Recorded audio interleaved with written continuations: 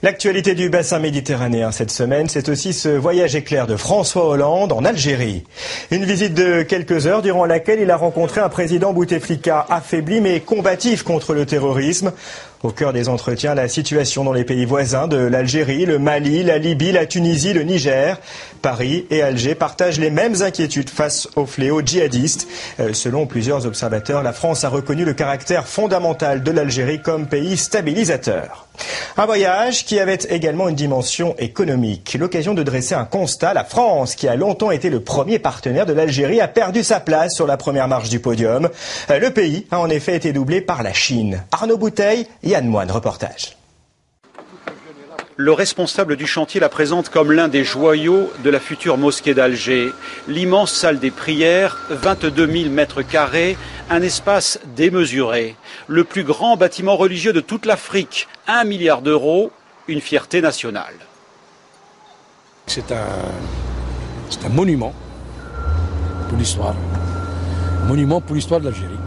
Sur ce chantier pharaonique, 2000 Chinois, aucun Français. En Algérie, dans le BTP, les Français donnent le sentiment d'avoir abandonné. Ils ne se battent pas assez, ou ils ne sont pas assez présents, ils ne sont pas assez engagés, ils sont pas...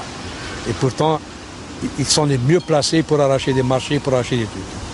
Pourquoi ce manque de volonté? La Chine est devenue le premier partenaire économique de l'Algérie devant la France.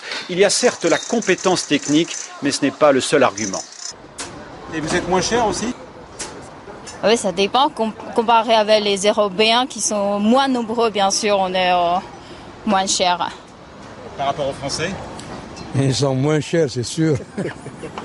25% moins cher en moyenne. En Algérie, les Chinois ont construit le ministère des Affaires étrangères, 75 000 mètres carrés, une autoroute et bientôt un opéra. La France demeure évidemment présente. Une usine Renault à Oran depuis l'an dernier, des tramways Alstom dans la capitale, des grands noms mais peu de petites entreprises comme celle de Philippe Nguyen. Ce Parisien réalise du conseil informatique et pour lui, les entrepreneurs français sont parfois trop pressés. Il faut déjà connaître l'Algérien, enfin les Algériens, il faut prendre le temps, il faut être patient. Et quelqu'un qui arrive et qui pense en arriver et faire un business de suite, c'est pas possible. Cette année, l'Algérie lance un immense plan quinquennal, 200 milliards d'euros pour développer tous les secteurs de son économie. Cela signifie des marchés nouveaux et une occasion unique pour les entreprises françaises.